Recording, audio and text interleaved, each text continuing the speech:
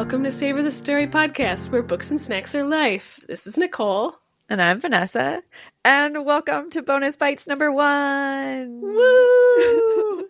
It's officially started. Welcome to Twilight. It's our Twilight years. Yes, it is. Okay, so we're going to do these episodes a little bit different. We're not going to give you any of the upfront stuff that we normally give you. We're just going to jump right in. Yeah. So I'm going to give you guys some, I know everyone has all this information, but I just want to, just set the scene a little bit. Yeah. Make sure everybody's on the same page, just whatever. So Twilight, we read Twilight, for this first one. We will read the next 3, I think, over the next 3 months. Remains to be seen. But... Right. So Twilight is book 1 of the Twilight Saga. There's 4 books in the main series, and then there's 3 other books, which I actually didn't know that there was 3 other ones. So there's one called The Short Second Life of Bree Tanner, which is like a novella, and it's about one of the girls that you meet in book 4. She's a vampire that you meet in book 4. I was going to say, I do not recognize that name. No. Yeah, you don't meet her until much later. There's one called Midnight Sun, which is basically just a retelling of Twilight in Edward's point of view. So it's exactly the same book almost, with a few variances. I've never read the whole thing. I did read the first few chapters of it. There's a lot of drama surrounding that book. At one point, she wasn't going to release it because the first 3 chapters were leaked online. So then she put it on hold indefinitely, basically. And it was I don't remember how many years later, but she ended up doing it 10 years later or something, ended up actually releasing it. Wow. My sister has read it, and she said she really enjoyed it. She liked getting some of Edward's point of view in some of the scenes, but for the most part, it's exactly the same book. And then there's another one called Life and Death, and apparently it's the same book as Twilight, except for the human is male and the vampire is female. They are Beau and Edith. So it's a gender swap? A gender swap. And from what I can tell of reviews online, it's not much different than literally just doing find Bella, replace with Beau. For the most part, it's Okay. it's almost from what I can tell, it's almost exactly the same story, which is weird. So I will not ever be reading that one. But so Twilight, it was written by Stephanie Meyer, released on September 27th, 2005. Jeezy Pete's. It is 498 pages. If you don't know the story, Stephanie wrote this based on a dream that she had about them, and her sister encouraged her to write the book, and so she did after the dream she had. And then, obviously, everyone knows it was adapted into movies. And I wanted to point out, Twilight movie came out November 21st, 2008. So they've been out for a really long time. Mm-hmm. And then my only other thing that I wanted to talk about before we jumped into this is that there are currently 8 college courses that you could take right now that are based on the Twilight Saga. Why? I'm going to tell you what they are. Okay, please. Okay, so the first one is so this one is a case study that was done at the Evergreen State College, which examines the impact of Twilight series on the Quayu Indian tribe and the town of Forks, Washington. So the case study is called The Twilight Saga and the Quayu Indian Tribe, Opportunity or Cultural Exploitation. There is a course called The Twilight Series, Native Image and Myth at the University of Washington, and it examines the representations of Native characters in the Twilight series. There is one called Vampires from Sin and Exile to Sex and Salvation, a course at Rutgers University that explores the vampire trend. Okay.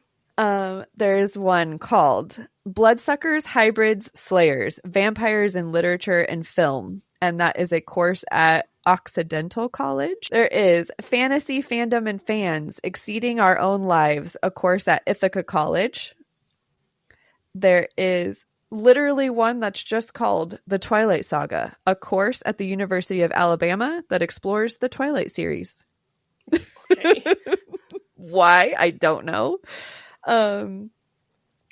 The next one is Twilight and the Great Gothic Literary Tradition, a course at the University of Iowa that explores the Twilight series and the Great Gothic Literary Tradition. That was self-explanatory. And the last one is called The Twilight Saga and Religion, a course at the University of South Carolina that explores the Twilight series and religion. I don't know how those combine. Oh, I do actually. I do. There was a lot of uproar when the books came out about like love and lust over vampires and like this high schooler, and yeah, there's a lot of things. But I just wanted to point out that there are actual college courses and case studies out there should you be interested.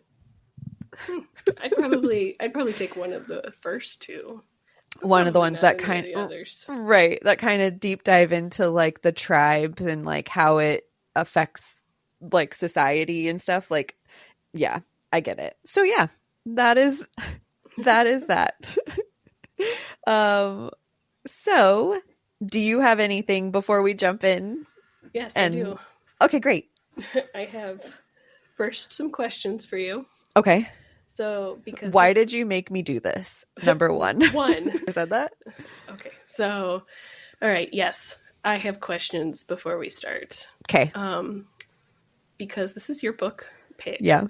And I know you were one of the original readers when it first came out. So how long has it been since the last time you read Twilight? So I have only read this once. Well, now twice. I never reread it. So I think I talked about this before, but I saw the movie before I read the book. Mm-hmm. And I want to say, if I had to guess, it was probably like a week after I saw the movie. So if the movie came out in November of 2008, then I read it at least by the end of 2008. Okay. So it's been some years. Okay. Yeah. So, now, while you were reading it again, did you find yourself like immersed back in like the first time, or were you like cringing at your younger self? Like, what am I doing here? So I think it was a mixture of both. Okay. I will say the very first thing I wrote down in my notes was on page 1, and it was like I'm immediately brought back to my first experience of reading this. Like, and I'll tell you what sentence it was, but I highlighted in this, but yeah. So I think it was like a little bit of a mixture of both, where there was a lot of like nostalgia with it, just because like I remember what it felt like to be so excited about it then. But then also some of the parts, and I was like, what are we doing here? so both. Nice. All right. Yeah. Well, as I was reading it, I was like, I wonder how Vanessa's feeling. Well, you're about to find out. Right. And now also, as I was doing, not deep research because I wasn't that involved, I was doing some research, and I was just like reading Reddit, just like kind of like perusing through to see what other people thought. And somebody called themselves, or other people who read Twilight, a twihard. Twihard, yeah. Okay, I was gonna say, I wondered if you had ever heard that before. Yep. So that one's been around as long as the books have been out, I think, or at least since the movie. Like once everybody got super in, because I think the movie is really what kicked off like a big fandom of it, and then everyone started reading them. But yep, twihards. Yeah, I mean, understand how like big of a thing it was and stuff like that. But as I was going through reading some of these Reddits, it was like people were giving like, I don't want to call them fan theories or like explanations of theories and like stuff like that. And so many people were going in there and writing things like responding to like threads and Reddit that's like, oh, that's so Edward. And I was like, this is a make-believe person. What do you mean that's so Edward? How would you know that? After all the movies came, like they are people now. Like they are, it's a thing. So Right. I will say, I don't think I never identified myself as a twihard. Like Okay. I really enjoyed them. Obviously it's what got me into fantasy. So I loved them enough to where it brought me into more fantasy books and in the genre. And I did really like them, but I wasn't wearing like Edward and Jacob shirts. Like I wasn't whatever, like some of the things that I have now of like Harry Potter or Fourth Wing or some, like I don't have of Twilight. So you don't have like a Team Edward tattoo? No, I do not. So I feel like I'm somewhere in the middle of the Twilight fandom. Okay. Yeah. Right. Well, I have 2 more Twilight facts for you, and then we can get started. Okay, great. The first one is, and I think I thought I had showed you this before, but I could not find it in any of my like search history with like you. So I know I told you this before, but Goodreads has a list of the best books ever made. Yes. And Twilight is number 6. On the best? On the best. Okay. But it is also on the Goodreads worst books of all time list as number 1. Somehow that doesn't make sense, but also I get it. Funny story, if you go and look at that worst of all time list, is why Twilight is number 1. I think I can't remember, because like of the 4, not all 4 are on there. It's right. like 1, 3, and 4 maybe. Okay. Are like in the top 5. And then number 6 is the entire Saga collection. The whole series. I remember you saying that, and that is, I mean, fair. Honestly, fair. Yeah. I was like, how is this book the best book ever made and also the worst book ever made? I don't understand it. I'm hoping by the time we finish the whole saga, I will understand this, but... You will not. All right. Well, some things, I mean, maybe. There's, I don't know. So, yeah, that does not make... Maybe you'll figure it out. We'll see. We'll have to revisit this question when we finish the whole thing. Right. Did you say you had one more? That was it. Oh, that was it. Those were my 2 facts. Okay. Best and worst. Oh, best and got it. Okay, so before we get into the actual conversation of the book, I think we should point out that this is full spoilers. If you haven't read the book or watched the movie, I guess, like, turn it off now if you don't want to know things, because everything is going to be discussed. Right. But if you're sitting here like, oh man, I haven't read the book yet and I don't want spoilers, why'd you even listen? Right. Why did you come this far? Yes. So on that note, we'll start. So I was thinking, I wrote down like a bunch of the big events in the thing so we could kind of walk through each big event and then talk our way through that stuff. Okay. But I was going to say, can you tell me all your big events? Yeah.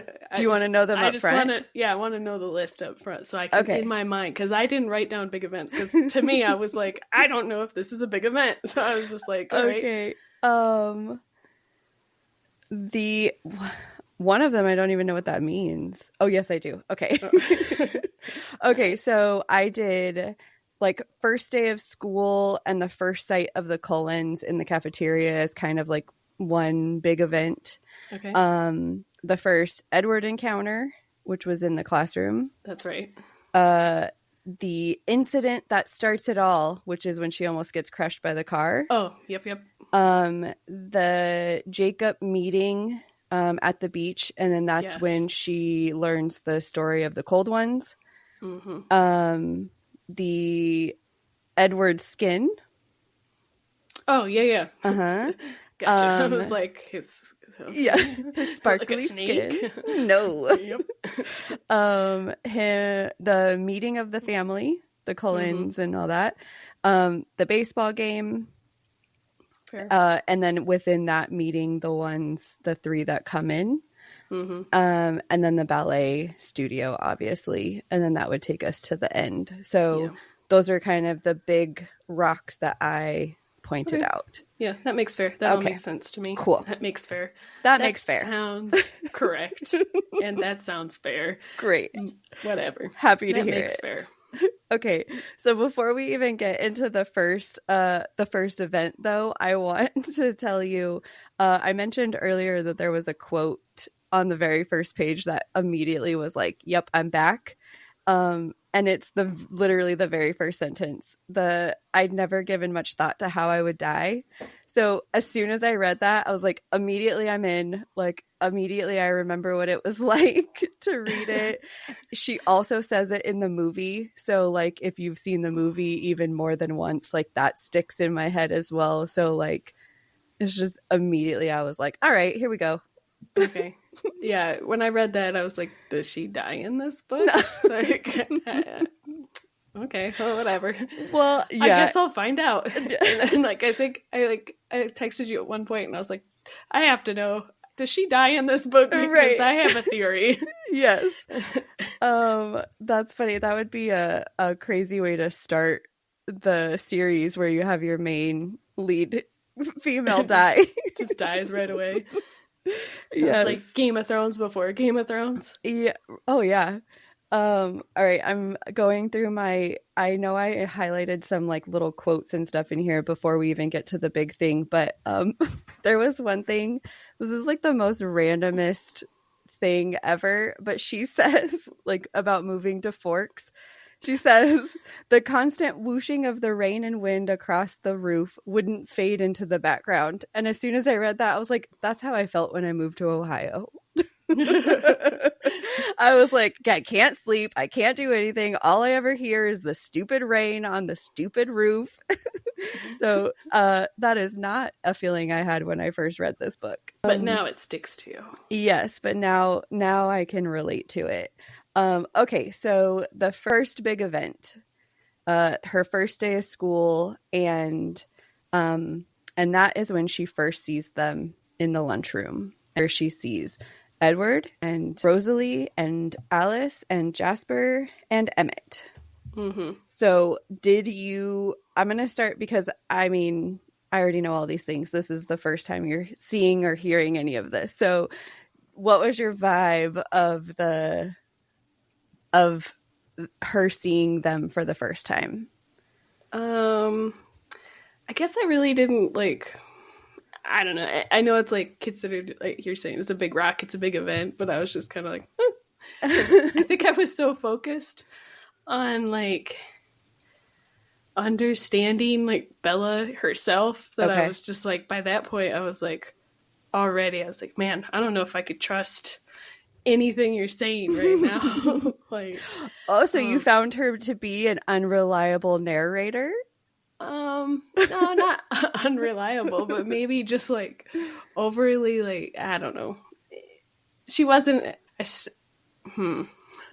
I find her annoying. Yeah. I just like every time she talked, I was kind of just like skim.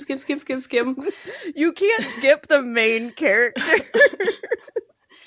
I mean, the whole story is hers. Maybe I'll read the other one where it's from his point of view, and then we should do this again. Great. I should have done that one. Right. But yeah, I mean, so I just, I don't know. I felt like, I don't want to say it was anticlimactic, but it was just like she saw him across the room. Yeah. And she was like, oh, people that are really hot. All right, cool. Yeah. But I don't know, she seems like such an antisocial person anyway, that it didn't really like, Yeah. I didn't really like, oh man, this is a big thing, because she doesn't like anybody. She doesn't want to talk to anybody. So I'm like, I was kind of just like, okay, more people she doesn't want to talk to. But I know that these are vampires because they're super sexy. So I think the only reason why I really said it was like a big thing is because obviously it's the first time we see any of them. Like it's our first introduction to them. Yes. And so I think it's funny, like, I think it's just funny how you're right, where she's like super antisocial, but she's so focused on them. But it's also funny because of the other people. Like you can tell that everyone else is like, oh my God, we love them, but they don't talk to us. Right.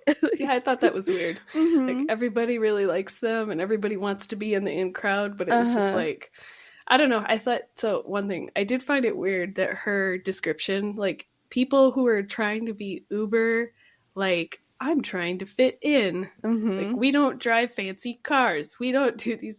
But they're just awkwardly sitting at a table, not talking to each other, staring off into the distance. Every single one of them looking in a different direction. I was like, way to fit in, guys. I was like, you're doing this wrong. Right. That's so funny. That's so funny.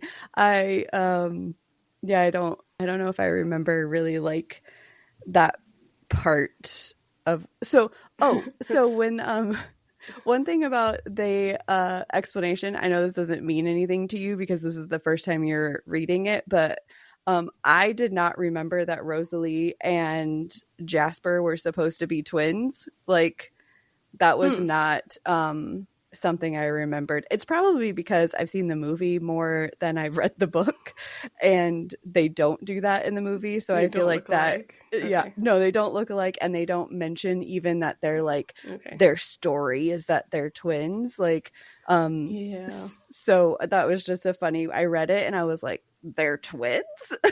I did not remember that at all. Learning something new every time you read the book. Yeah, exactly. It's like an onion, peeling back the layers. Right, exactly. Okay, so she sees them, and then so she goes to class, she goes to biology, and she ends up having to sit next to him. And following that, he's all like crazy with her and stuff. And then right after that, she sees him in the office like trying to get out of class. Did you have any like theories about what was going on, or like were you just like, this is what the fuck is Edward doing?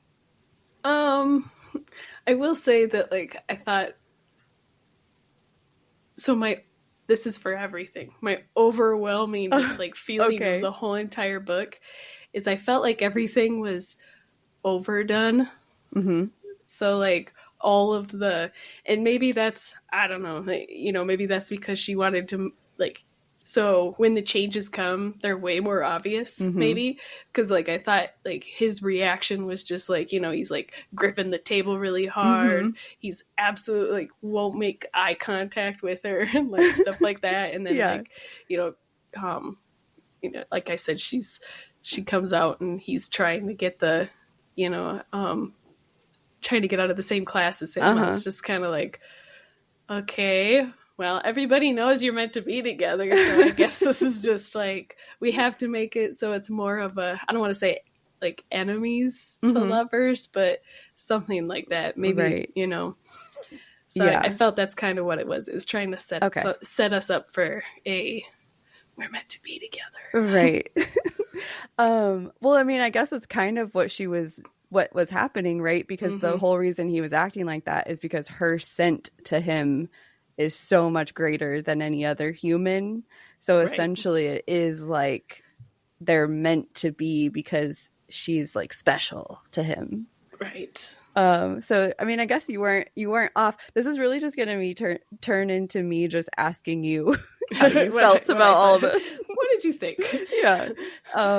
There's probably this is actually a psychology class. That's right. How did you feel about this, Nicole? And I explain it and you're like, all right, taking notes. Yeah. So something I will point it out now because it's where it happens in the book, but it's kind of like one of my overarching just like kind of thoughts about the book in general is that I think it was really overwritten. Yes. Like she specifically, one of the things I highlighted was when she's at home making dinner and literally explaining every single piece. Like, I wrapped it in foil and stuck them into the bake, and then I covered the steak in marinade, and then I balanced the carton of milk on top of whatever, or eggs or whatever. Mm-hmm. Like, what? That is so much information. Yeah. Why are we here? Yeah, so I thought I had kind of the same thoughts, and it was like, because it was just like every single scene was just over the top. Is this Stephanie Meyer? Is this her Stephanie first Meyer. book? It is. Like, okay, so that's kind of what I chalked it up to, is that she was just like, I have to explain every single thing, and I have to paint this picture for everybody. Yep. Mm-hmm. And unfortunately for you, that don't work. Right, exactly. It was just I don't know, it was too much for me. I was starting to notice that. Like, I definitely understand why so many people were up in arms about this book getting so much love and attention and stuff, because it's not that great of a written book. Like, the story is cute, it's easy for fandom to like pick up on it and stuff, but I think overall, like, it's not the greatest written book. So this is not part of the big piece. I guess it's leading into the next, like, the incident in the parking lot. But one thing that like how like Charlie got up and put snow chains on her tires or whatever, like, and she was all like, can't believe he did, like, dude, why is everything in this book so weird with Charlie? Like, man, she shits on him so much. And like, he's literally, from the sounds, like, even from the background information we get about him, he's literally done nothing but support you and done whatever you wanted him to do, and like, he helped you do whatever you like. Why are you so surprised that he's taking care of you? Yeah, so I actually wrote down, I know this is actually further in the book. Okay. But I looked at it and I was like, yeah, I missed this part. But because it was more of a like about like notes about Bella herself or whatever, and my note was why is she such a tortured, withdrawn, unsure of herself youth? Like, what is this secret that she self-banished herself to Forks? Why? Right. What did he do? What did her father do? Why is he such a bad person? And I just like... He's literally not. I know, I just kept coming back to it. Like, what... Like... what did he do? And then she's like, I did this to myself. Right. Kind of walking back into, so I don't know. I don't know if you have any thoughts on that, but no, it's almost just like her mom made the decision to leave. And honestly, we don't know why they split. It just kind of sounds like it didn't work, right?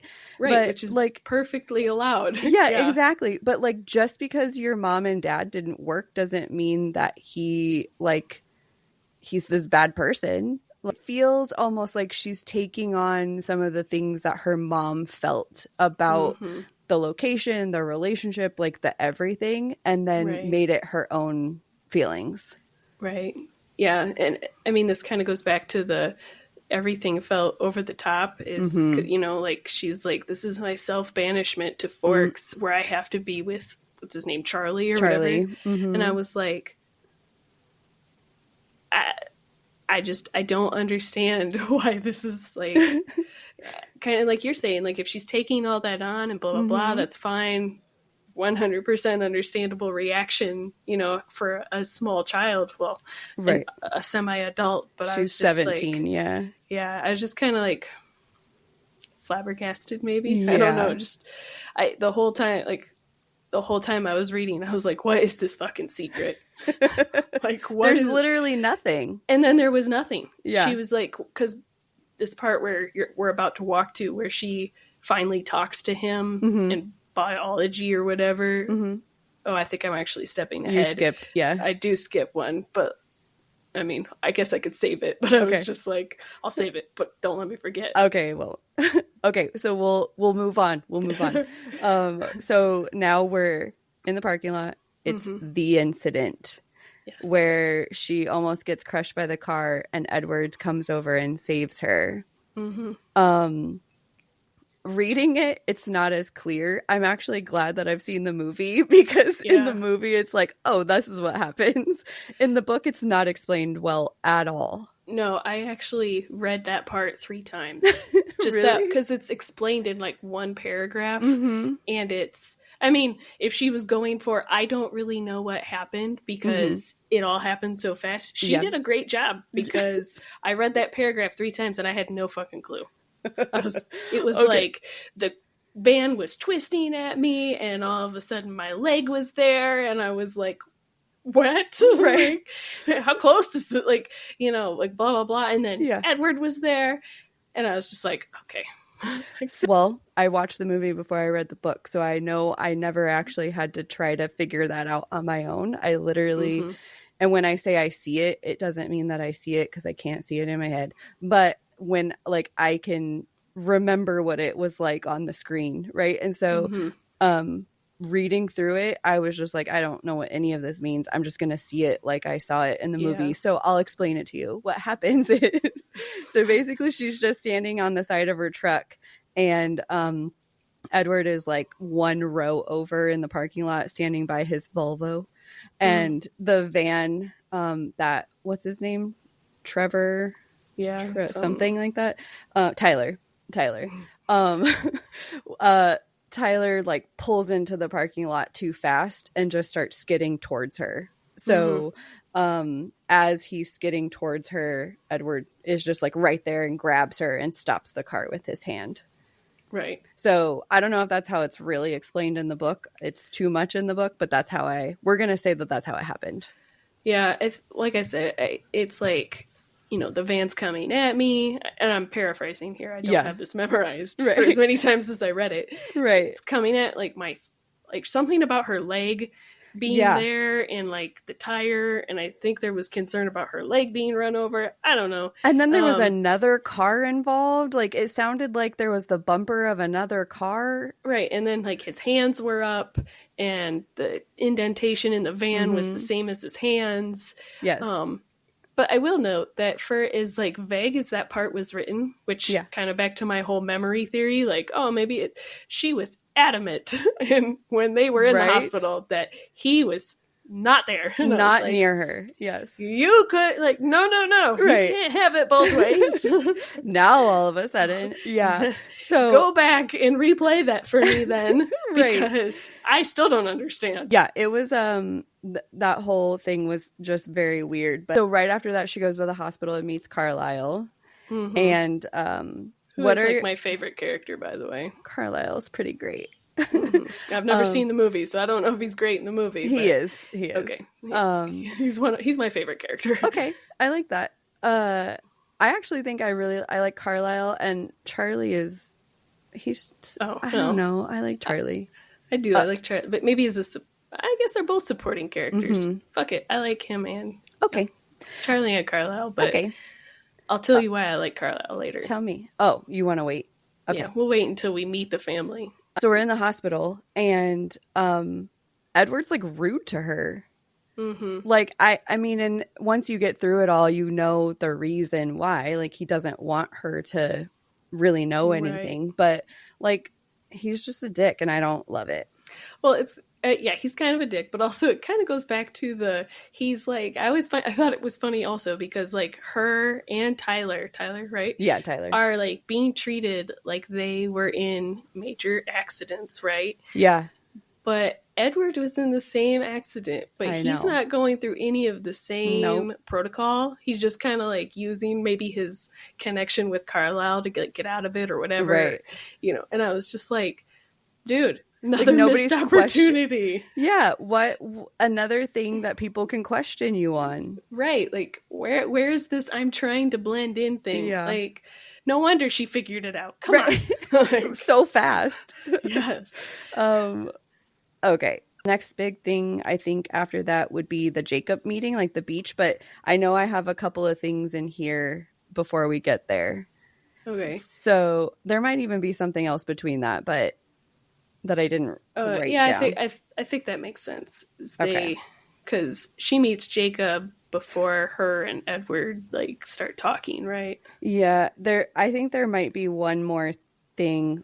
We'll get to it, but before we get there, I have a comment. So there's one comment that Okay. Bella makes Charlie dinner. Mm-hmm. And it's like the first time she makes him dinner, and so like he's nervous because her mom can't cook or whatever. And her statement is, but he was a cop. Even if it was just a small town cop, he was brave enough to take the first bite. What the fuck does that even mean? I don't know. What a stupid fucking comment. Come on, Vanessa. She's 17. I guess.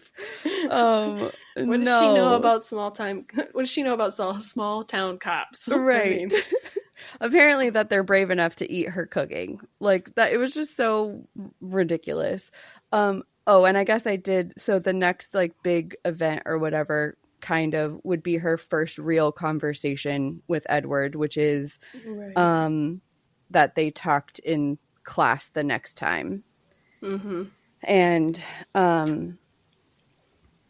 that was like I don't know, it was I guess their first conversation, but it wasn't like anything crazy. Was this the one where they're like looking at the things under the microscope? No, not yet.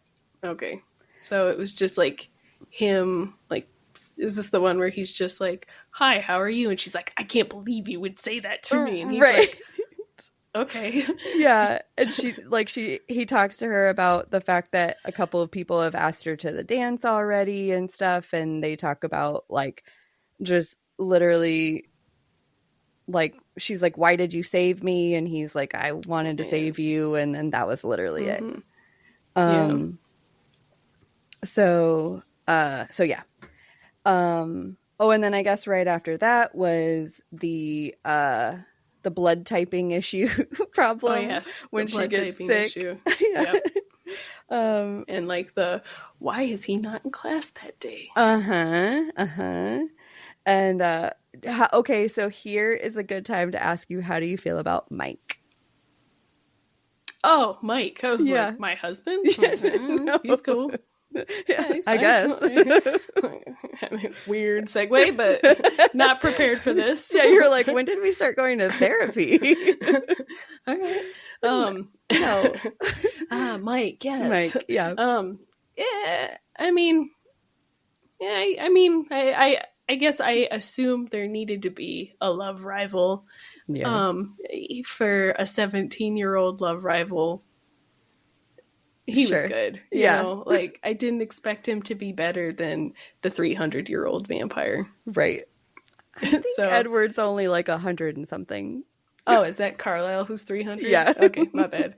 Yeah, actually you would be right because he was World War One.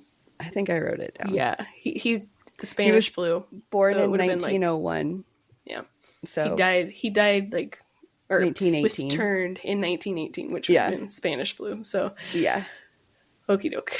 Yeah, so you're right. Is 100-ish years old. That's right. You know, like, oh, that was another point. I'm going to bring this up. Okay. This is not about Mike, but it's about Edward.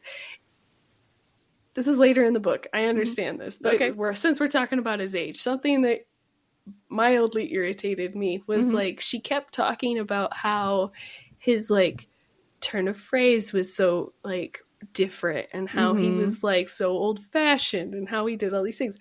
That didn't come across to me in the book. It was just like normal me and you talking. So I have to ask you, in the movie, no, it's not like that. It's the same. He just talks like a normal person. Yeah. Okay. So I mean, not that I expected thou to speak in phrase, like Shakespearean or whatever, but like, I feel like he has grown, like he's adapted to the time, right? All of them have. Right. All of them are not going to talk how they did 100, 200, 300 years ago. Right, 100%. And that's what I would expect. Yeah. But if she would not have made that comment at least twice, I probably would have not even thought about it. Right. It would have never crossed my mind. Probably because he said something like remotely gentlemanly, and she was like, a 17-year-old would never say that. Like, okay, so he was nice to you? I guess. Sure. He should have pulled her pigtails while he said it. Right, exactly. Yeah. Okay, so there's not really a bunch that happens between then. Basically, like, they kind of start talking a little bit more. She invites him to go to the beach, and obviously he can't go. And then they go to the beach, and she meets Mr. Jacob Black. Yes. Which I guess I also like Jacob. Good. I mean, so far. Yeah, guess. He's a good kid. However, I'm going to tell you right now, I do not remember him being 15. That was surprising to me. I did not remember that at all. I, for some reason, remembered him being, it's not like it's super different, but I thought he was at least 16 and like about to turn 17, but he is 15. Right. So, yes. So, if every book is a year, I don't know if that's true, but we'll just assume, I don't remember. By the third book, I guess he's 18 by then. This would be 18. Okay, I now accept this. Okay. Are you about to give me a book 3 spoiler? I'm not getting, no, but like, it becomes more of like a triangle-y thing. So that's kind of what I think I assumed. Yeah. Further into the story, but like, 15, man, you're like a baby. Yes. Right. I was kind of, not surprised. I wasn't like, I guess it makes sense from a, like, he couldn't drive, so he could never pop up inconveniently, let's say. Yeah. Which makes sense, but yeah, 15 is, I don't know. Also, he does mention, in addition to mentioning the cold ones, he does mention, like, I don't know if they ever call them werewolves, but I think he says what you would call werewolves. Werewolves, yep. Mm-hmm. So does he know he's one or not one?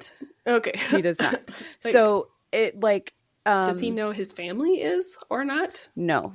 Okay. Because if you remember when he tells Bella the story of the cold ones and the wolves, he kind of still says it like a joke almost.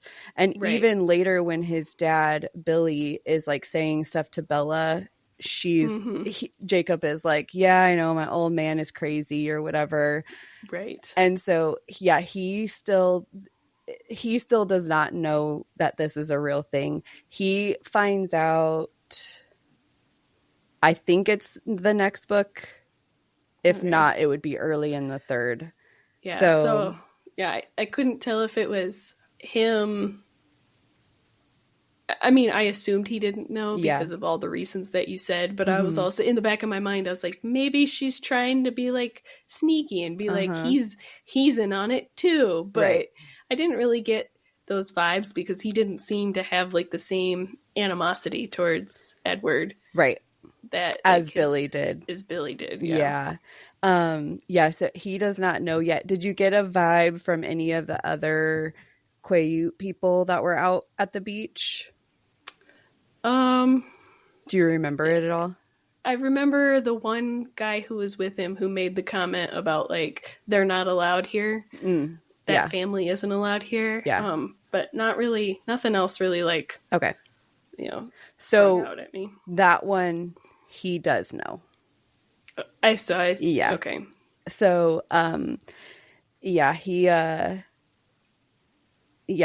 so what did you think about the myth or the story or whatever? Did you think it was cool or?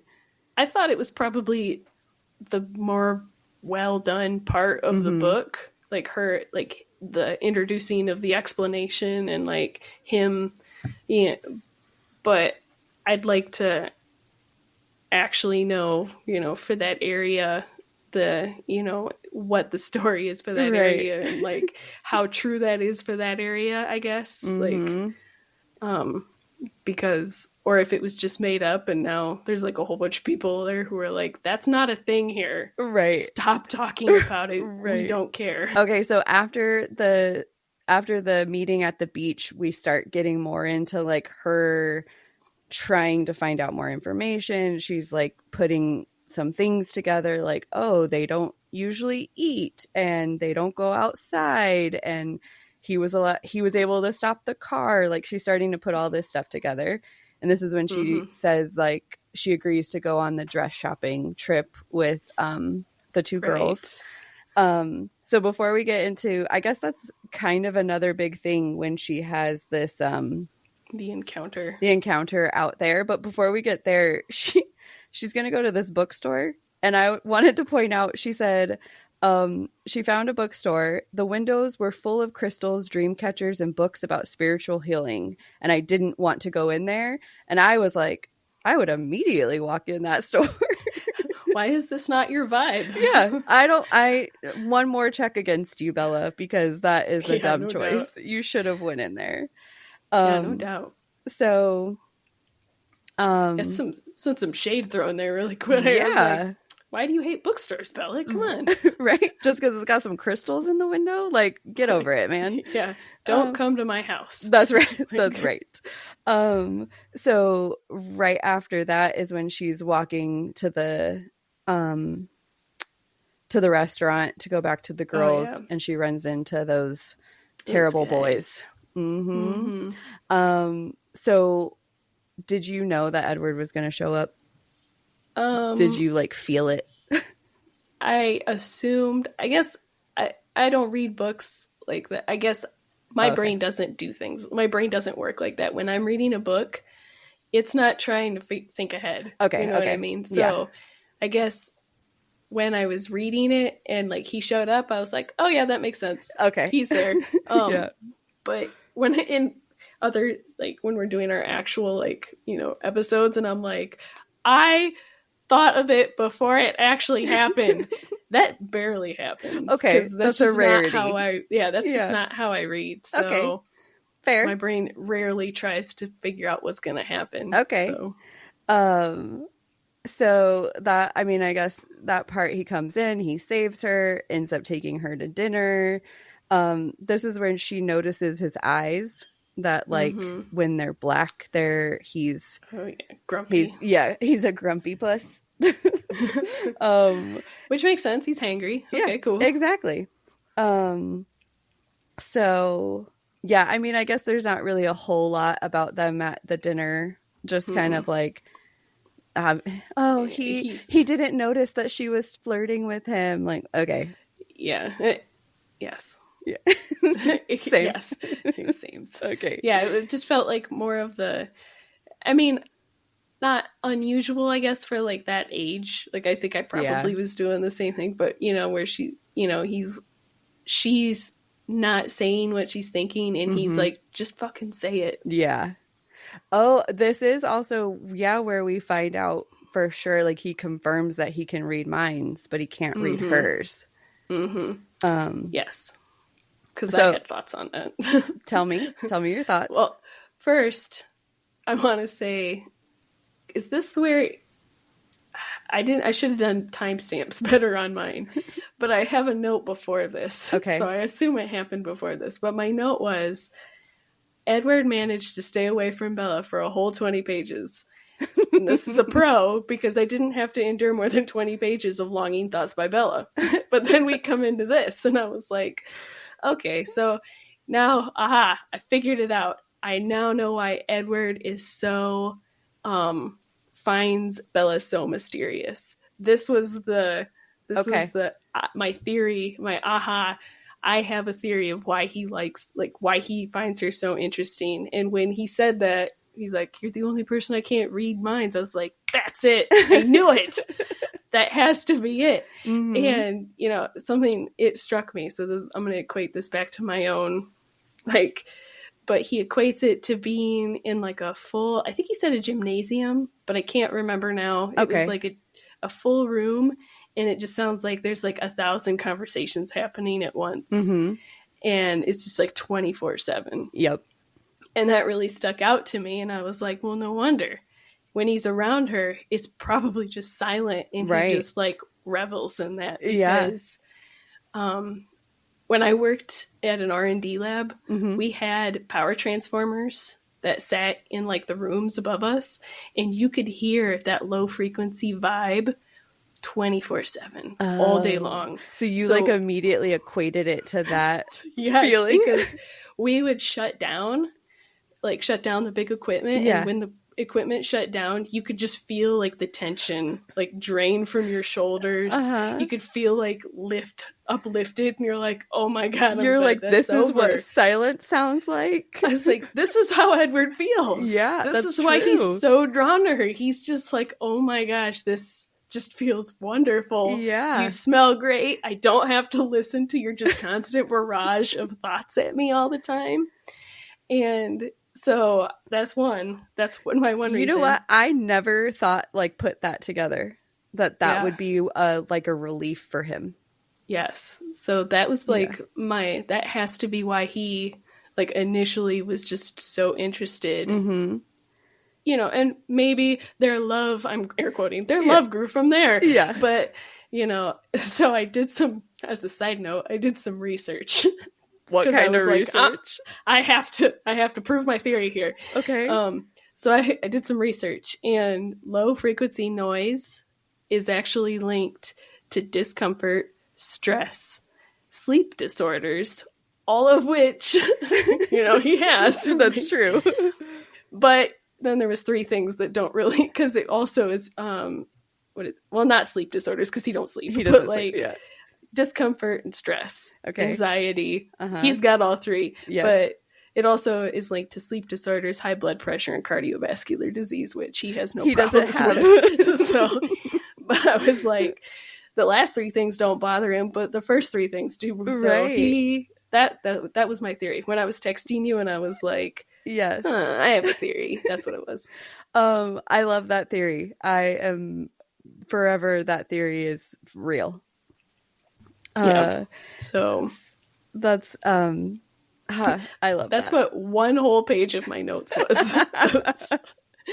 Was just like, now I know why Edward loves her. All right, we can move on now. The rest of the book is downhill. I accept this now. Yeah. Okay, so before we get into the next little piece, there is and you would not know this because you are not a Twihard. But one of the things that Bella says, it's like a famous quote. It was part of literally every single thing forever is about 3 things I was absolutely positive. First, Edward was a vampire. Second, there was a part of him, and I didn't know how potent that part might be, that thirsted for my blood. And third, I was unconditionally and irrevocably in love with him. Okay. That little thing was everywhere. That verbatim is in the movie. It clearly had to make it into the movie. But yeah, as soon as I read it, I was like, oh, here we are. We've made it. Full circle. Yeah, we're here. Okay. Let's see where we go to next. Oh, okay. So now we're at a point. They're basically dating. They're walking into school together. He's driving her to school now. We're all in. And there was one part that I was like, this is stupid. So it was when, you know how during that time he would walk her to the gym and then be standing outside after class and waiting for her. And she gets mad at him for listening to something. He asks her about something that Mike said, and she's like, you're listening again? Bro, he can read minds. What do you think he's gonna do? He's already said that he can't turn it off. Yeah. So why are we mad? I guess we could fall back to you being 17, but why are we mad? An invasion of my privacy. Yeah. It's not yours. It's Mike's. Exactly. Okay, so next is they take their little day away and they go out into the sun and we see Edward's sparkling skin. So I did know that that's what it was, but that was only I think because of something on, I don't know. It was on TikTok. I'm sure you've seen some sort of video of something on the internet about sparkly vampires. Yeah. So, yep, they're sparkly. That so I already was knew that was the thing. But so I guess I'll ask you then. When you first, do you remember when you first read the book and that was the big reveal? Were you like, oh my gosh, or like, how did you feel about that? No, because I had already seen him. I'd already seen the movie. Fuck. Yeah. So I had already, it was a reveal, and I remember it being a reveal in the movie. Like, why is he so shiny? Okay. That's fair. And they do make it like a big deal in the movie. Like he, you know, the whole scene in the book where he's like yelling at her, basically like, I look like a monster and I'm everything about me is meant to draw you in. Like in the movie, this is the part where you see his skin for the first time. And I feel like it's hard to, because he is so not ashamed, but like he has so much like guilt about being a vampire and all that during this moment, it's hard to be like, oh wow, like how Bella looks at him and is like, oh, he's so beautiful when he's like sparkling or whatever. I feel like in the movie it's hard to get that same vibe because of what he's portraying. Like he's so upset and angry, and so then when I feel like I read it, I didn't get the same like pull from it. So I gotcha. Yeah. Okay, there's one part in we're only like halfway through. I think this is right before we go a little bit before we go to meet the family, and he says, you are the most important thing to me now, the most important thing to me ever. Like how many times have you guys hung out? It's because she smells great. Yeah, everybody's just jumping in so fast. Well, that was something interesting too, is that he's like completely like taken with her.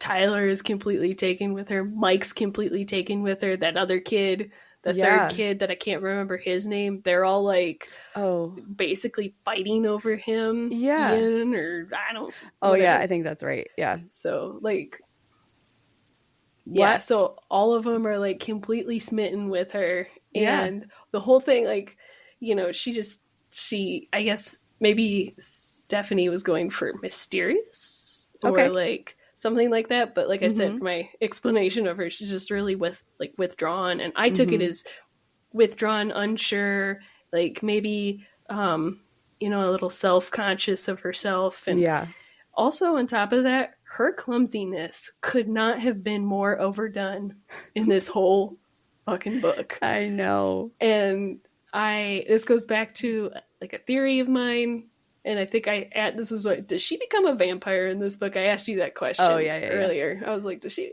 And this is one of my assumption is, and you can tell me if I'm right or wrong. Do you want to know? How much spoilery do you want to know? I guess keep it if you think it's too spoilery. Okay. But if you're just like, Nicole, you're dumb, then feel free to say that. Okay. So my assumption is, because I don't think this is going to be anything crazy, but it's just my assumption is she is portrayed is completely clumsy, like just anything bad that happens to her that could be, will be, she's falling all the time. She can't even walk fast. Like putting any kind of sport utensil in her hand means like instant death for somebody or herself.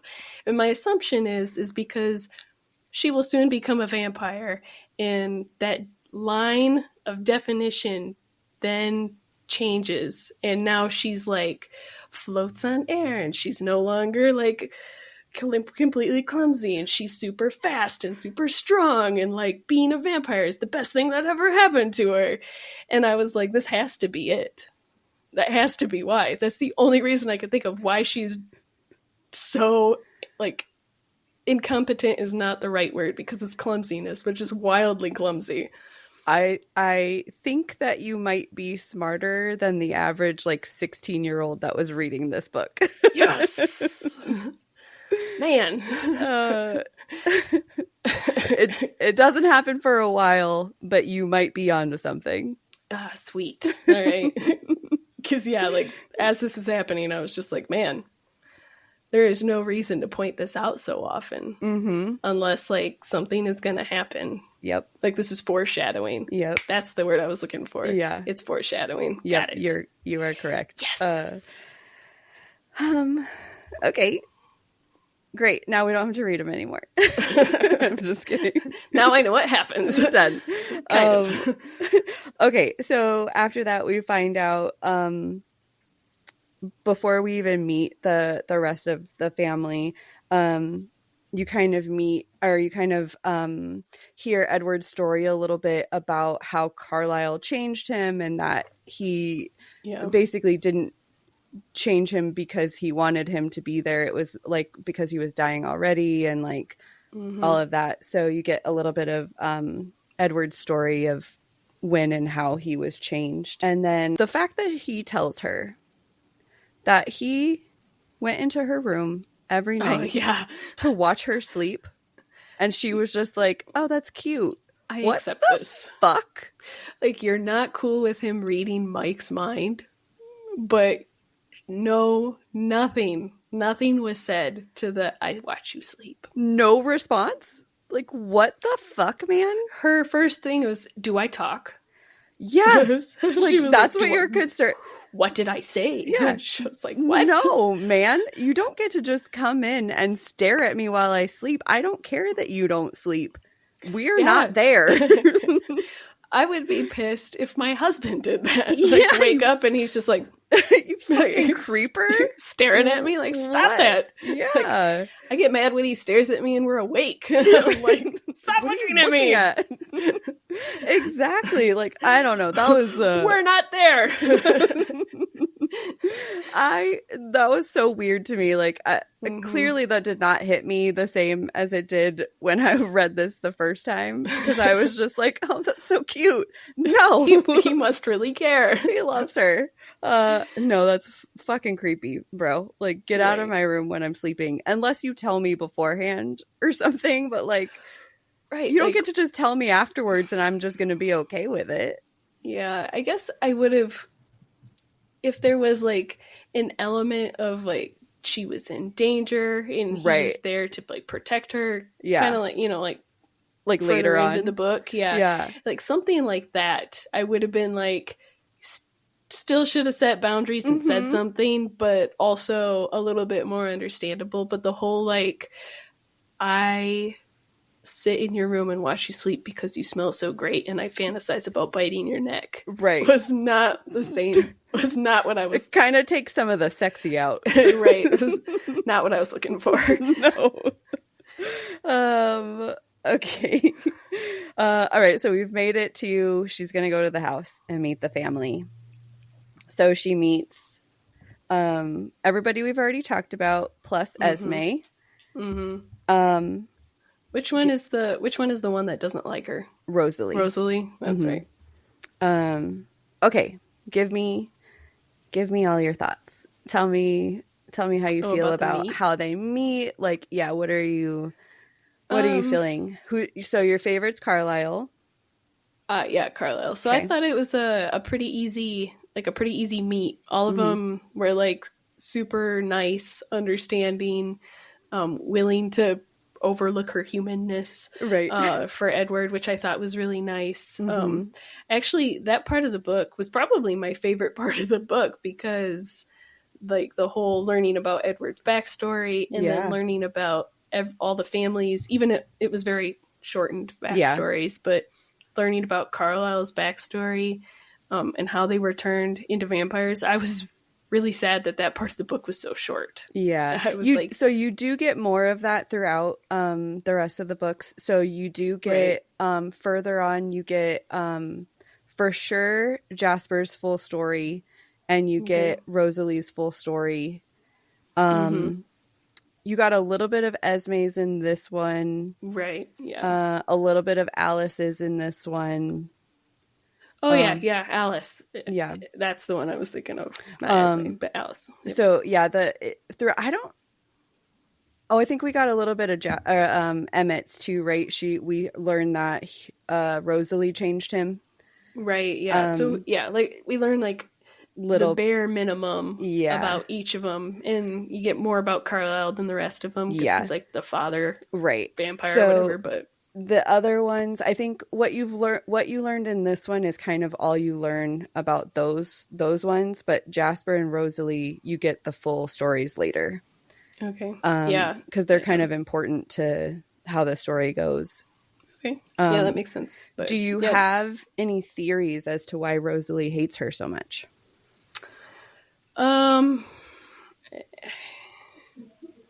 No. Okay. I guess I don't remember the backstories well enough. You didn't really get a lot of hers. Yeah. Which one was turned because they thought that she would be like the Bella to Edward? Was that Rosalie? Like, yeah. Because I guess that's why what I assumed was there's some harboring angst there, I guess, because she was. That was my initial, and then there's nothing really else said. Minus she's still doing what she's asked, right? But like barely. But I was like, she's probably just like he was supposed to be mine, right? But I don't know. So no, she found Emmett. Emmett is her man, right? But no, okay. So there's more to her why she doesn't like her. But I was wondering if you had any theories. No, it's fine either way. And then write this down though, so I can remember. Okay. You can kind of think about it throughout the next, because I actually don't. I want to say you don't really find out for sure until book 3 or 4. Oh, so she's like this for mini books. Yeah. Okay. So. If I remember correctly. Cool. Okay, so I feel like between this and them going to the baseball game, there's not like a whole lot that really happens. It's kind of just like normal life, normal things. They're being boyfriend, girlfriend. Yeah. Yeah, all that. So then they go to the baseball game. Mm-hmm. And out there having a good old time. And Laurent, James, and Victoria. I don't know if they ever actually say her name in the book. I think they do. The red hair girl? Yeah. Okay. I think they say her name. Okay. So I know for sure her name is Victoria because that's what it is in the movie. But so the 3 of them show up to this baseball game and they smell her. Yes. And shit goes fucking crazy. So I thought it was weird. So I guess I knew it was going to happen because it's meant to happen. Mm-hmm. And they're vampires and they have the super sense of smell. But like, I thought it was weird that he was like, take your hair down. So very weird. Like, I think the idea is that like it covers her neck, and so like it covers any like beating, like you can't see the pulsing in her neck. Okay, yeah, I guess that makes sense. That would be the only thing that I could really think of, because otherwise you're just asking me to have another thing that can like waft in the wind. Exactly, right. So when he was like, take your hair down, I was like, okay, whatever. And then they were like, oh, the wind blew and it blew my hair. Mm-hmm. And they smelt it, and I was like, come on, Edward. But rookie fucking move, man. Yeah, even if they can't, so that's my theory, is that they wanted to cover the neck, but vampires can hear your heartbeat. Right. So, like, what was going to stop them from finding out? Right. Yeah, I mean, yes. So that's why I was like, when he was like, take your hair down, Bella, I was like, don't do it, Bella. Yeah, leave your hair up. Because, like, one, you want your hair up and tight if you have to run. Like, yeah, exactly. If you have to escape somebody. You don't want your hair to be able to like grab them, people to grab your hair or something like that. And then on top of that, like, loose hair, it's just you're just asking for trouble. Yes. So yeah, when he said that, I was like, don't do it, Bella. Mm-mm. You're better than this. Yeah. But she was like, no, I'm going to listen to my man. That's right. He's like, an old man. He should know. Edward, this is your fault. Yeah. So then immediately we turn into like the hunt. We turn into them running away and James hunting her. And we turn we go to the most horriblest scene ever when she breaks Charlie's heart. Yes. That was... I get what she was doing, right? There was no other way to get him to let her leave, like, break his heart to where he, like, he knows it's for real, like, whatever. Right. But poor fucking Charlie. Yes. Ugh. She should have just left him. She should have just left. Right, because I done anything. Did going back to the house really save him? Yeah. I mean... Right, because either way, they still checked on him, right? Like, they still... Yeah. I think he sent Victoria to go look after the dad, right? So then... Right, so she would have been there, like... Yeah. Yeah, so, I mean, if they were following the car, if they would have just left and went straight to the airport... Yeah. I feel like that would have been fine. Yeah. The whole, like, breaking of Charlie's heart. Also, I mean, I get, like, it was supposed to be, like... the kill blow, like, you're just like, I'm just like my mom, but like, he just was like, all right, goodbye. Right. He just stood to the side, like, and let her do it. Your 17-year-old daughter is running out of the house in the middle of the night and is going to go to the airport or whatever you think she's going to do. And you're just like, oh no, you broke my heart. So, okay, bye. Yes. Like, I was just like, okay. Okay. Another scene of the unbelievable. I got it. Yes. Yeah. This was a convenient scene. I don't know. I assumed that there would be something significant happens later because of that. Like, I mean, that is the only thing I could think. Because, like, she's like, I hope later that we're able to reconnect after this and fix this. And I was like, okay, maybe something bigger comes from this. No. She does end up going back and he, like, forgives her, but... Yes. So, I mean, but even in the same book, she goes back. Yeah. And he's like, he obviously in the what is it, the epilogue or whatever, they go to prom. He picks her up to go to prom. Yeah. And, like, nothing is mentioned Charlie's there. just like, okay. Charlie's just like, okay, Edward, have a good time. Yeah. Like... And I'll tell you, none of them have any, like, mind-changing or memory-changing abilities, so it's not that. Yeah, so I was just like, man. Yeah, I don't... What? Like, how did you explain this away? And how did, it felt unnecessary. Yeah. Especially for how little, like, how short of a scene it was. Yeah. How little he cared that you left, and now there's nothing... that says there was any repercussions for you to come back. Yep. Like, no. Right.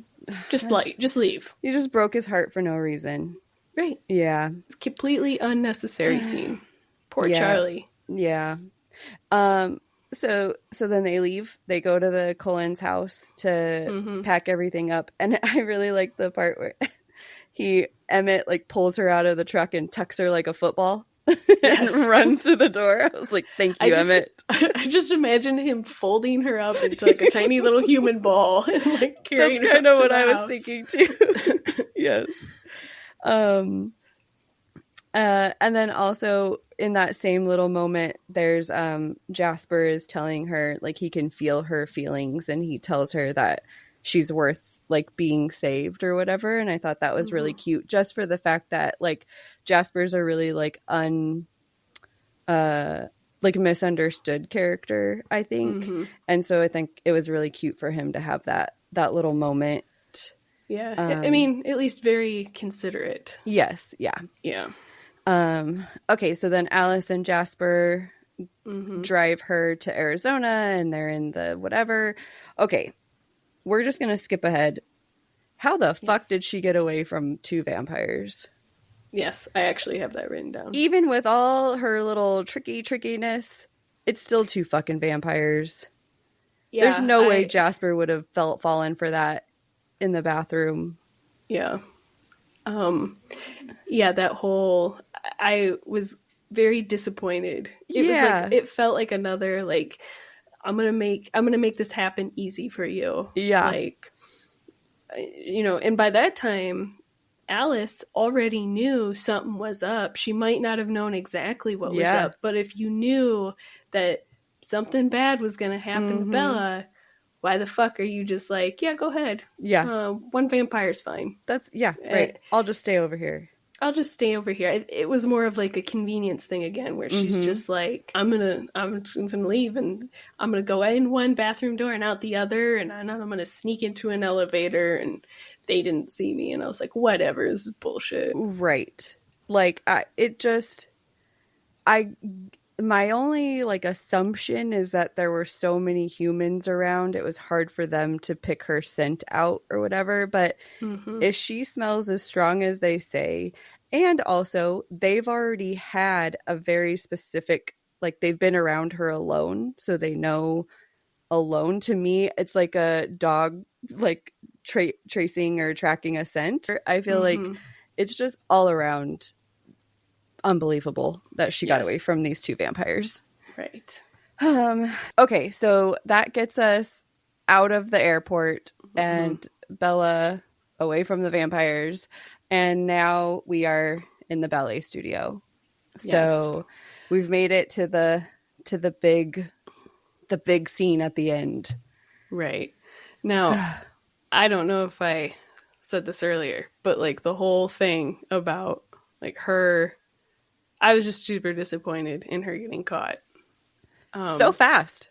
Yeah, like there was nothing there. She was easy target. Yeah. Like, that guy knew. He was like, oh yeah, I could catch her. Right. And she believed him so fast that like, I'll know if you tell the others, and like, I have your mom, and like all of that. Like, she believed him so quickly and didn't even question it. Like, didn't even think of anything. Yeah, she definitely let emotions rule that one right there. Like, I mean, out of all the people not to tell, it's not like, oh, don't go to the police. Yeah, no shit. Right, like, of course. But like, I don't know, 6 or 7 other vampires with like diverse skills. Right. Like, I don't know. That feels like an Ocean's 11 setup. I feel like this could have been done. Right. So I know it feels a little weird that like, I know that for Alice's thing to work or whatever, you have to make the decision. And Bella like made it very clear that she was like holding off making the final decision so that she could get kind of like not let Alice know what was going on. But at the same time, like, how, as soon as she knew that her mom was in trouble and that she was going to go and try to save her mom, isn't that her decision being made? Yeah, that's how I feel. Yeah. And that's how I took it, because like, I mean, you tell yourself, no, I'm not going to worry about it. But in the back of your mind, your subconscious is like, no, this is my mother. I'm going to make this decision. Yeah. So I don't buy it, but I mean, who knows? Yeah. It was right. It's, you know, so many weird things. Yeah. It was, all of those things had to align perfectly to get her there alone and do the whole story. Oh, speaking of her, okay, so she's there, she's alone. This is when James reveals that he's the one who turned Alice. Oh, yes. And I did not remember that at all. Okay. Because it's not in the movie. Like, that storyline is not in the movies. And so, like I said, because I've seen the movie so much more, like, that is the story that kind of sticks. And so I did not remember this from the book at all. Huh. So you got to learn something then. Yeah, I got a little shocker here too. Yeah. I mean, I was like, oh man, that's. I mean, another part of the book that I enjoyed was learning more backstory. Like I said earlier, that was my favorite part of the book. Yeah. So In telling his story, does it sound like she was in like? Was she like in an institution or something? Is that what they said? I don't remember. Yeah, okay. That's how I took it. I took it that she was in like, I don't remember why, but she was just like, you know, back in like Victorian whatever, where like women were, you know, air quote hysterical. They just put them in like, you know, places with beds and gave them a whole bunch of morphine and, you know, stopped worrying about them. So like, I kind of just took it as that was what it was. True. Okay, that's kind of what I was thinking too.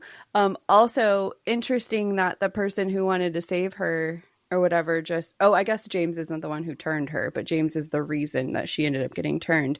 But it's interesting how to save her, this person turned her into a vampire, and Edward, on the other hand, was like, I have to do everything in my power to keep you human. Yeah. Like, okay, why Right. wouldn't you just let her her turn? So, well, I mean, I know why. Because Edward is a tortured vampire soul who doesn't believe anyone else deserves it. So I guess I get it. But it still feels weird to me that, like, whatever. That he didn't just let it happen. Yeah. I assume that as the books progress, there will be more backstory there. This is, like, why he's so tortured. Because, like, the 400 pages or whatever that I read over the past week wasn't really enough for me to be like to understand why, like, there was such a strong strong like feeling there. So I don't know. So they all come in and they attack him, they jump on him. Yeah, I was so disappointed with the ending because, like you said, Really? like, they all just show up and they attack him and it's over. And I get it; it's from her point of view. Yeah, you know, because she blacks out pretty quickly. Right? Yeah. So, you don't ever really understand. They're like they're like, she's like, what happened to him? And they're like, so and so took care of it. And I'm like, okay, thanks. Okay, great. So, like, this, build up of this guy is so, like, I'm not using the right word here, but, like, crafty and villainous and like, he everybody was super concerned because he's been around for a long time and he's like this great hunter, this great tracker, this other vampires have not been able to take him down or whatever, and that's why Lancelot, what's that other guy's name? Laurent. Like, sorry. Yes. Laurent was like, that's why I'm with him, because he's a total badass. Right. And then they just, they got a jump on him immediately. Right. He didn't know they were coming. He didn't put up much of a fight, it sounds like. It was just like, it just felt like she needed a big event at the end that put Bella in mortal danger and something that Edward could save her from and save her humanity. And that was, he got close enough to her to be like, "Arr, arr," on her hand, and that was it. Right. So, okay. So talking about how he saves her, I think I've kind of always been a little confused by this, because the whole thing is that when they bite you, their poison or venom or whatever gets into your bloodstream, and that's how you end up turning. So when he bit her to pull out the venom from, like, James's venom, how did he suck his own back out too? Like, I assume he never actually put his fangs in her. He just, like, used the two. Okay. So that's what I took, is he used the two puncture marks that were already there and just, like, sucked it out like you're sucking out like a snake venom or something. Right. Okay. For some reason, I just immediately was just like, he bit her and was like, ah! More biting. Yeah. Well, yeah. So I didn't really understand at first as well what was going on, because he was just like, I can't do it and blah, blah, blah. And I was like, you can't suck the venom out. And then I was like, oh, wait. Blood. She'll taste so good and he won't be able to control himself. And then I was like, I get that concern, but, like, you have 5 other or 4 other vampires there who just took down this other vampire. Yeah. I think you could be controlled. Like, right, exactly. Somebody's gonna stop you. Right. Plus one who can control emotions. So, like, yeah, exactly. Just like, oh my God, this tastes so good. And like, no, you're fine. It's okay. Just release. Exactly. Well, and also, I know that Carlisle was, like, trying to set her other wounds and injuries and stuff, but, like, of the two, who do you trust more to stop drinking blood? It would be Carlisle. Right. Why did you not just have him? Whatever. Well, yeah, and of all the wounds that are the most mortal, it's not the broke leg. Exactly. Right. Like, yes, that's causing her the most amount of pain, but she's obviously in and out of consciousness. Just like, hold her down gently and like suck the venom out and everybody's fine. Instead, like, no, he has to be the one to do it. Right. So exactly. I was like, I don't know, is that to prove, like, was like that Carlisle trying to prove a point that he could stop himself and you could be trusted around Bella? I don't know. But to that point, he's like, oh, I can be trusted around Bella. And then can we move to the hospital scene? Yeah. Okay, so like, and then in the hospital scene, again, another hospital scene where she's like, she gets like super clingy about him leaving, and she just keeps like repeating, like, don't leave me, I need you to stay with me forever, blah, blah, blah, I'll love you for the rest of my life. And he's like kind of on the fence about it, it felt like, or he won't commit to it. Can I tell you something real fast before you say your next thing? Yes. My next little post-it note says, okay, Bella, calm down. Yes. Because exactly what you're saying. She says, you are my life. You're the only thing that it would hurt me to lose. Right. Like, okay. So yes, keep going with what you were saying. I wrote down, my goodness, could Bella be any more clingy at the end? Yeah. Like, she like completely like wakes up and is 1000% convinced that he's trying to leave. And I mean, in fairness, like, I guess Edward could have been like, I'm not gonna leave you, or maybe he did not, or maybe more direct words, something that he knew she needed to hear to calm the fuck down, instead of just telling her, instead of just being like, put morphine in her body or whatever, like, so she calms down. So like, he could have just been like, yes, Bella, everything is fine, obviously, say anything. And I mean, from the studio where he proved that he could stop drinking, he should have been like in a frame of mind to be like, yes, I can control myself. I could therefore maybe give Bella the words that she needs to hear. So I don't know.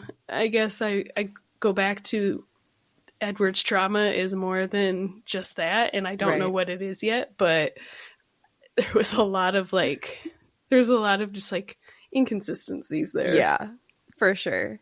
Yeah, that was that whole hospital scene was just, it was too much. It was, I get it, like, you've now figured out that you love him and that whatever, and he protected you and all that, but you need to calm down, man. It's literally been like a couple of months. Right. And then on top of that, she was then like, she was like, I did what I had to do, that whole like, leaving, and he's like, yeah, cool, I get it. Yeah. It's like, what? Okay. Everything just feels very convenient. Yes. I think is the right word. It just, Yeah. And I know we talked about convenience earlier too, because like, going, if we now skip to the epilogue or whatever, that last part where, she's living with Charlie again. And there's nothing said about her being like, double middle finger, Charlie, I'm leaving. Yeah. And, he's just like, cool. He's just like, oh, good, you're back. Yeah. Edward, you better take care of my girl. And like, because the whole thing. Well, okay, so I guess when she leaves, like when she breaks his heart and stuff, she does tell him that it's because she likes Edward too much, I guess, is what I remember. And so, because I was thinking at first, I was like, maybe it would have been really hard to come back after you told him, like, I have to get out of here, I had a fight with Edward or something like that. Because then now he's back and he's like, here I am, I'm in her life, you have to deal with it. Right. Yeah. And but I guess, yeah, when she left, she did say, because I think Charlie does ask her, like, did Edward do something? And she's like, no, it's me. This is my fault. And I hate this place. And I hate, I don't think she ever says, I hate you, but like, it's implied. So, that's, I think what I was asking earlier, is there any more to like that part of the story, or is that also just conveniently glazed over? It's just done. Charlie just immediately accepts it and like, okay, so you had a blow up, you screamed at me, you said you never wanted to live in Forks, and you said you liked Edward too much so you couldn't be with him, and you can't get stuck here. And then 24 hours later, you're like, but I want to come back and I'm dating Edward. Yeah. So, yeah. And then they go to the dance. Oh, yeah. Oh, By it that doesn't. time, I was completely checked out. By that time, I was just like, okay, everybody's safe. Yeah. And... To be fair, it's like the last, like, what, 5 pages or something. Right. Yeah. But Jacob shows up. Oh, yeah. That's to right. talk He to does. her. Yeah. Yeah. Because Billy wanted her to know to be careful. Like one more warning or something like that. Yeah. So. Which some of that makes sense in the next one. You kind of understand what's happening due to this new relationship. Okay. You find out a little bit more, but it's changing some of the ways of the town. Yeah. Oh my. So yeah, that's everything. We got through it. Nice. So now, Nicole, are you going to ask me a rating? What is your final what is your final thoughts? What is your overall, I guess you could give rating, thoughts, ideas. What is your tell me? I think I've gone through all my notes and I think I got everything down. I think there was only one thing that I wrote down that I didn't talk about. Okay. And it was my description of Edward. Great. And it's mildly, I don't know what it is, but I was mildly snarky. I don't know. I was just like, Edward is such a dreamy, pale heartthrob. That was my description of Edward. So right now you're Team Edward? No. Oh. Mm-mm. You were just kidding. Yep. That was at the very beginning, right after my description paragraph of Bella, because I have like a whole thing of like my thoughts on Bella, and I have like my thoughts on Edward. So I think I wrote that before Wolf Boy was before you met Jacob. Before I met Jacob. So I think I'm probably gonna be Team Jacob, but I mean, there's nothing wrong with Edward right now. Minus, I mean, stop being just all the bitch. angsty, yeah, all the angstiness. He's like sweet, but also you're too angsty for me. I feel like 20-something-year-old me was all Edward. 40-something-year-old me is maybe not so Edward. Right. So we'll see. I should say I am, because I don't know anything about Jacob. Jacob still has potential. Yeah. And that's why I think I'm Team Jacob. Because I'm like, he could still be okay. Because right now he's just like a little kid who's like, I'm just trying to make I'm just trying to make my dad happy and like make sure you're safe and also get my car parts. Right, like, exactly. Right. That makes sense. In talking about this, it does make me laugh because in my early 20s, when I watched this and saw and read this and all that for the first time, I was 100% in on Edward, like 100%. And now in this one, all I'm thinking about is like Charlie. I'm just sad for Charlie and like so excited for him to be like taking care of his daughter and like all of that.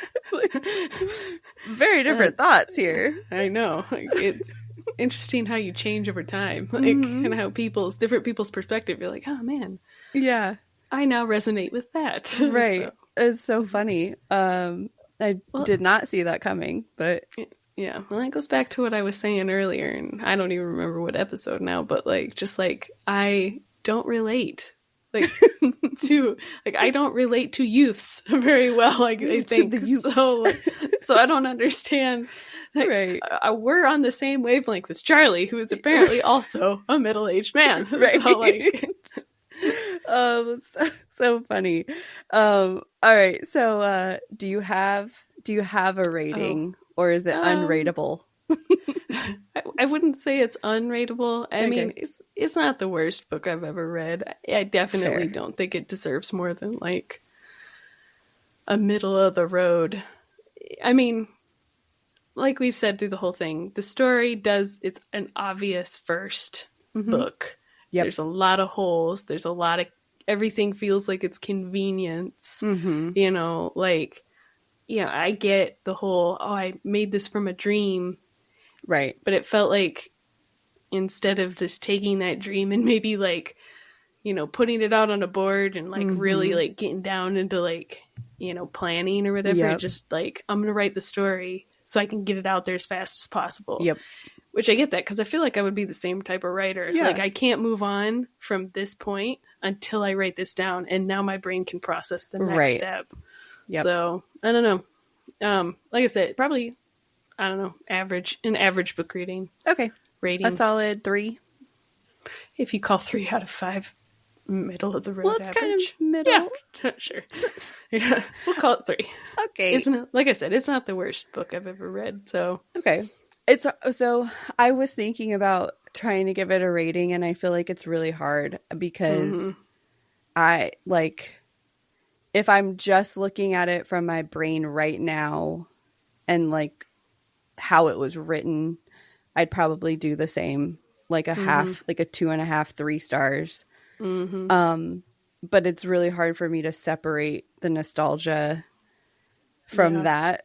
So I feel like I want to like not give it a rating. That's fair. I just want to say I still love it. Thank you. I will allow this, but you have to give the series a rating. At the end? Yes. Okay. I think that's fair. All right. I'll do it. I'll do it. An overall series rating. I feel like you have to do a wrap-up rating. All right. At the very least. I can accept this. I will do that. All right, fine. Cool. I have another question for you before we finish it. Oh, jeez. Okay. Are you going to watch the movie with me? Sure. Sure. I'll watch the movie. Yes. As long as we come over to your house, because you have the better movie set up. Okay, great. I get snacks. You definitely will get snacks. Right.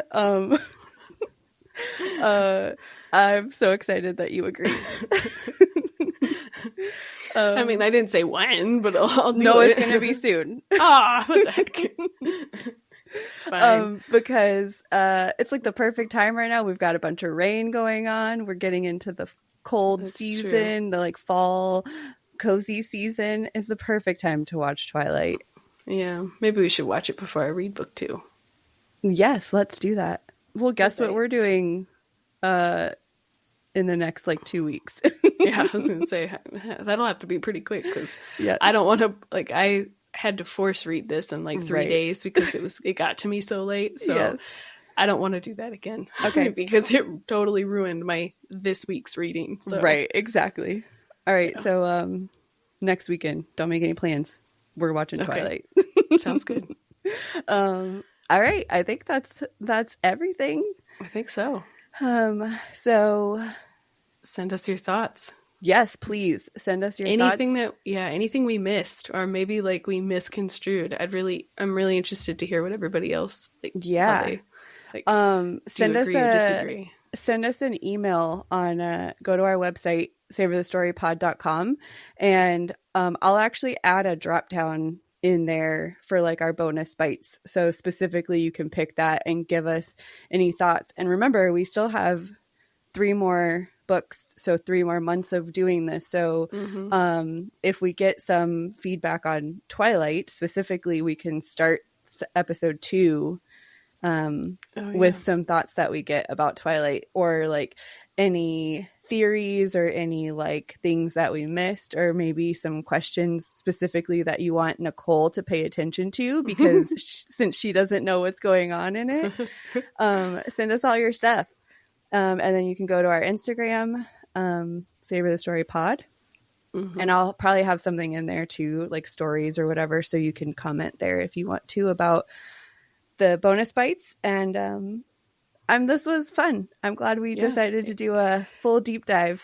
Yeah, it turned out better or longer or more. Thank you, Remy. It turned out better or more longer or something than I thought it was. I thought we were going to kind of just get in here and we were going to be like, so it was a book about vampires. Oops, sorry. The amount of notes that I took was not equal to 2 hours to what I wanted. Yeah.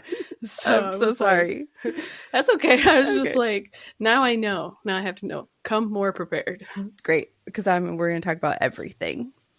Even once we get past Twilight stuff too. I don't expect it to change. So, dear listeners, Bonus Bites episodes are going to be like 2 hours long. Sorry.